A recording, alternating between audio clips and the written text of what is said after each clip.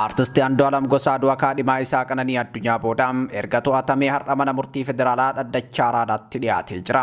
Kibxata darbe lafa barii irratti kufuun lubbuun kaadhimaa isaa Qananii Addunyaa darbu hordofee Artist Andu'aalam Gosaa qorannoof to'annaa jala oolchuun poolisiin beeksiseetii ture. Abukaatoon Artist Andu'aalam Gosaa obbo Liiban Abdiin dhaddacha har'aa ilaalchisuun yaada BBC'f kennaniin poolisiin Qananiin akka lakkoofsa Itoophiyaa Ebila 1 bara 2017 barii sa'aatii 10tti mana jireenya ishee gamoo shanaffaarraa kufuun lubbuun darbite jedhe jechuun himan. Qananiin isa waliin waan jirtuuf isa shakkinee to'annoo seeraa jala oolchinee jirra. Kanaafuu shakkii kanaan kaanee qorannoo akka geggeessinuuf guyyaan 14 nuuf haa kennamu jedhanii gaafatan jechuun himan. Poolisiin dhaddacha irratti hanga ammaa ashaaraa kaasuun qorannoof reeffa hospitaalatti ergu akkasumas ragaa namaallee sassaabaa akka jiru dubbachuu himaniitii jiru. Gara manaa akka galan waldhabbiin homaatu jidduu akka hin jirre erga soomni hiikamee booda jaarsummaa ergee fuudhuudhaaf walii galanii qophiirra akka turan poolisiinis kuftee argamte jedhe malee inni akka kuffisee inni akka darbate wanti argisiise waan hin jirreef dabalataan artistii Andu'aalam teessoo gahaa waan qabuuf yeroo barbaadametti dhufuu waan danda'uuf ammas gaddarra jiraan bahee gadda isaa akka ibsatu mirgi wabii isaa akka eegamuun gaafannee jedhan. Haa ta'u malee manni murtii gaafii mirgaa wabiin gadhiifamuun akka dideem himaniitii jiru. Amma jechaan waan shakkameef yeroodhaaf mirga wabii isaa hin ilaalluun bu'aan qorannoo reeffaa haa dhufuun ragaanis walitti haa qabamuun beellama itti aanutti dhimma wabii isaa ilaallam jechuun beellama itti aanuun bitootessa 17 bara 2017 akka lakkoofsa Itoophiyaatti qabu ibsaniitii jiru. የቀነኒን ጉዳይ መርሳት አለብን ብዬ አላስብም። እቺን ልጅ ደበድባት እንደነበረ እጇ ላይም ተሰብራ ሆስፒታል ገብታ እንደነበረ ሌላ ጊዜ በየጊዜው ይቀጠቅጣት እንደነበረ መቼ የምታውቁ ናችሁ። ግን እውነታውን ትታችሁ ዮኒ ማኛ ሐቁን ስለተናገረ ለምን ዮኒ ማኛ ትክክል ሆነ ሐቅ ተናገረ ከሱ ተቃራኒ መሆን አለብን ብላችሁ ሌላ ቪዲዮ የሰራችሁ እነ ዳልቻ የምትባል ከብትን ቁርጥ የምትባል መርዘኛ እነሱ የዚችን ምስኪን የዚችን ንጹህ ነፍስ ምን አድርገዋል? ህይወቷን ደብቀውታል። እቺን የመሰለች ኦሮሞ ያውም የገዛ ደማችሁ ሆነ እንደዚህ ያደረገ ነበር የሚቀጠቅጣት። እጇን ሰብሯታል። እጇን እንዲህ ያለችው ፋሻውላለሁ የተጠቀለለ ይቀጠቅጣት ነበር። አንዱዓለም ይመታት ነበር። ከሷ በፊት ዴት ያደረጋቸው 3 ሴቶች አሉ። የመንግስት ከለላ ከተደረገላቸው መተው ሊመሰክሩ የሚመጡ 3 ሴቶች አሉ። የዛ ቀን ጸጉልና ሀገር ጸጉር ቤት ሆና እየተሰራች ቀነኒ 50,000 ብር አስገቢ የሆነ አካውንት ውስጥ ይላታል። በፊት እንደለመደችው ተደውሎ በስልክ ከባንክ 50,000 ብር ማስተላለፍ ይቻል ነበር፣ እሷው ስለሌለ ማለት ነው። ስለዚህ ስትል አይ እንደሱ አሰራር ቀርቷል፣ እሱ አሰራር ስለቀረ መተሽ ካልሆነ አይቻልም ተባለች።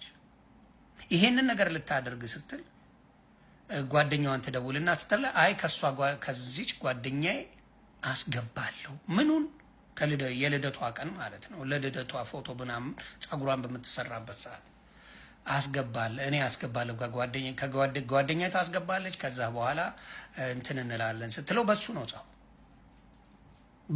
ነው ጸቡ። እንግዲህ ተናዶባታል።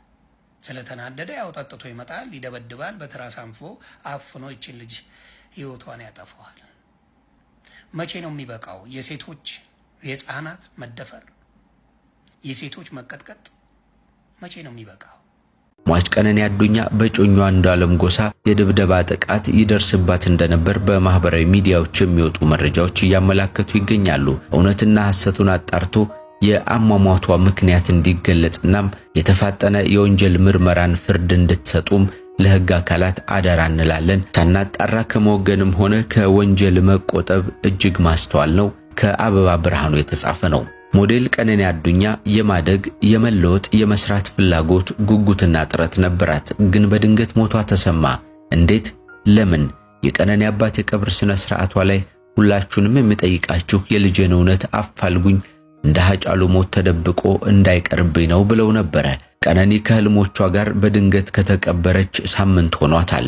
በድንገት ሞቷን የተሰማው ቤተሰብም በሐዘን ውስጥ ሆኖም ፍትህ ይጠይቃል። ምንድነው የተፈጠረው ይላል። የፖሊስ ምርመራ ውጤትም እጅጉን ይጠበቃል። ይህንን ያለው ፋስት መረጃ ነው።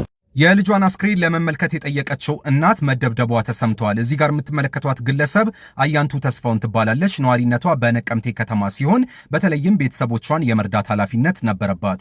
ከ2 ሳምንት በፊት ታዲያ ለስራ ከወጣች በኋላ በቶሎ አለመመለሷ ቤተሰቦቿን ያስጨንቃል። የአያንቱ እህት ወደ እህቷ ስልክ ስትደውል የተነሳው በፖሊስ ነበረ።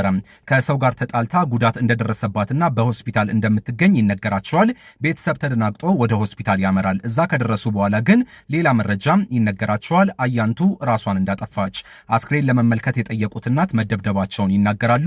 በተጨማሪነት አስክሬን ተመልክተናል ያሉ የቤተሰብ አባላት የለበሰችው ልብስ መሬት ለመሬት መጎተቷን ያሳያል ብለዋል። ታዲያ ይህንን ተከትሎ ቤተሰብ እያለ የሚገኘው እህታችን ያለ ፍትህ ተቀብራለች፣ ፍትህ ለአያንቱ ሲሉ ይጠይቃሉ። ሞታለች የተባለበት ምክንያትስ ለምን ተቀየረ? መጀመሪያ ከሰው ጋር ተጋጭታም ከዛ በኋላ ራሷን ማጥፋቷ ለምን ተገለጸ? በማለት ጥያቄያቸውን እያቀረቡ ይገኛል። namoonni haqa qananii addunyaa gaafachaa jiran dhimmichi akka hin haguugamneef qorannoon poolisii dafee xumuramuun ummataaf ifa ta'uu akka qabus gaafachaa jiru. Dhimma kana waliin wal qabatee yeroo ammaa qorannoodhaaf waajjira poolisiitti hidhamee kan jiru Wallisaa Andu'aalam Gosaa immoo jechi isaan dubbataniiru jedhamee fi miidiyaa hawaasaa gubbaatti faca'e namoota hedduu rifaasiseera.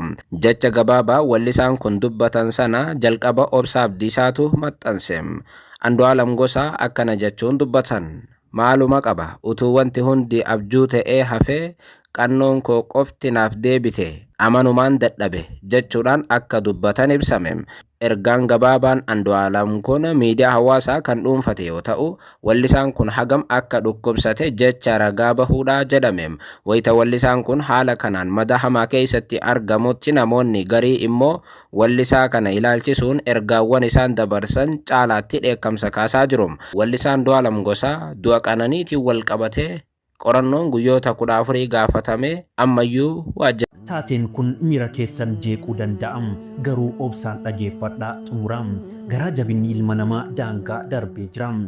Taateen kun magaalaa Finfinnee kutaa magaalaa Boolee aanaa 12tti kan raawwatamedha. Dargaggeessa tokkotu karaa Feesbuukiin shamarree biyya Arabaa jirtu takkaan wal bareem. Utuma waliin haasa'anii garaagarummaa baatii 6 jidduutti isa arguufi gara biyya ishee galtee. Erga wal baranii baatii 6 qofaadha.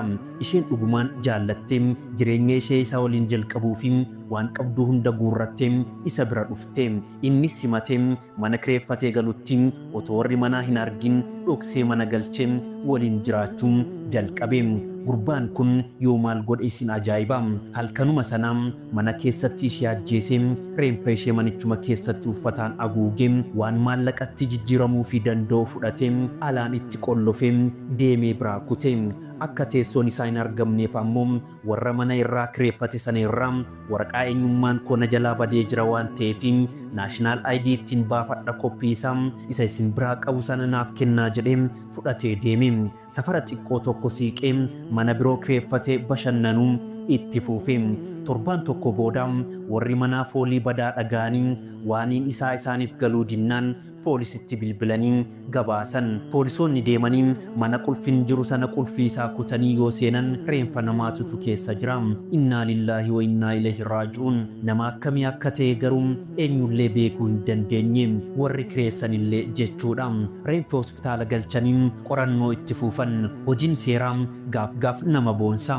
Osoma barbaadamuu guyyaa tokko mana kiraa kafaltii isaa kafaluu fi mana baankitti akka kafalee jiru odeeffannoo waan argataniif baankii irraa lakkoofsa bilbilaa argatanii torbee keessatti GPS'dhaan bakka inni taa'ee dhugaatii dhugaa bashannanaa jirutti isa to'atan. Waan nama ajaa'ibu safarallee hin jijjiiranne ture.